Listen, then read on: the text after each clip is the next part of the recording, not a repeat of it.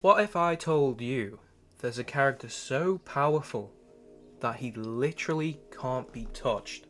A character who can bend space itself, erase matter, and casually overwhelm the strongest enemies in his world, all while cracking jokes. Today we're breaking down the abilities of none other than Satoru Gojo, arguably the most overpowered character in Jujutsu Kaisen. If you've watched JJK, you've already know that Gojo isn't just strong. He's completely redefines what strong even means in the series. But his powers can get a bit confusing fast, especially when you're looking at it at a technical aspect.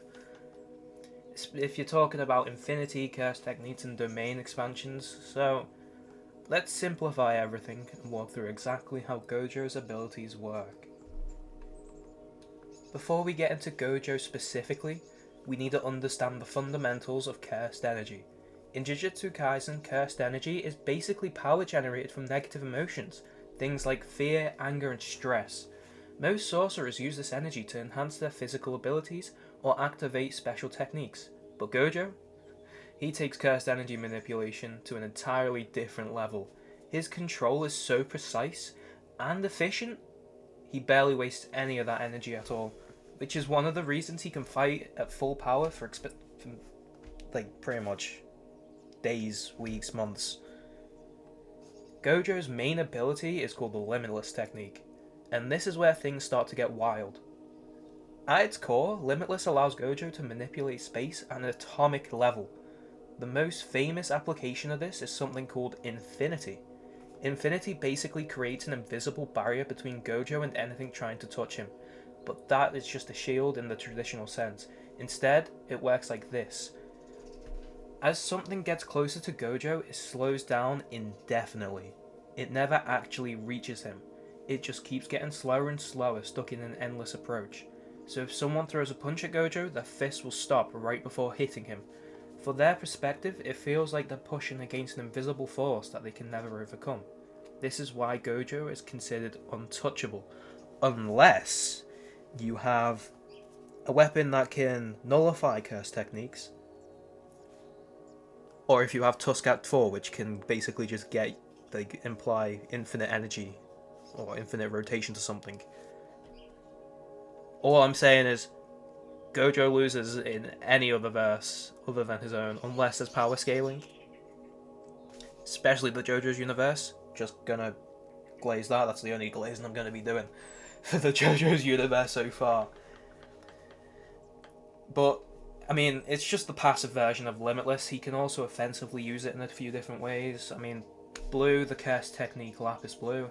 This creates a powerful, attractive force, essentially pulling everything towards a single point. It's like a localized black hole that crushes whoever gets caught in it, kind of like a magnet pulling another magnet together. Red, curse technique reversal. So it's the reverse and the opposite of blue. Instead of pulling things in, it creates a massive propulsion of force that blasts everything away with explosive power. Like if you put two of the same sides of the magnets together, you feel that force pushing away. That's basically what red is. And hollow purple. Now this is kind of where things get insane. Hollow purple combines both the blue and the red, attraction and repulsion, into a single attack. This results in a destructive force that essentially erases everything in its path. It doesn't destroy, it just kind of erases. It depends on your definition of erase. Like, obviously it doesn't destroy. Like, Sukuna tanked quite a few of them in that fight. Spoilers if you haven't seen it. But you should have. You should read the book. It's been out for ages.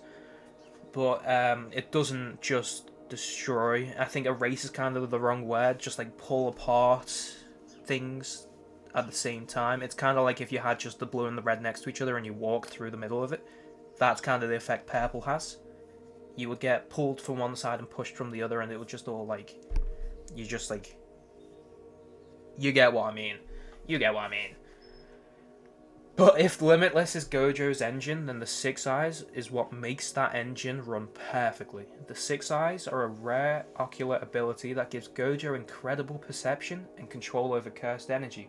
With it, he can see cursed energy in extreme detail, instantly analyze techniques, and minimize energy loss to next to zero. Think of it of having like ultra high definition vision combined with a supercomputer brain.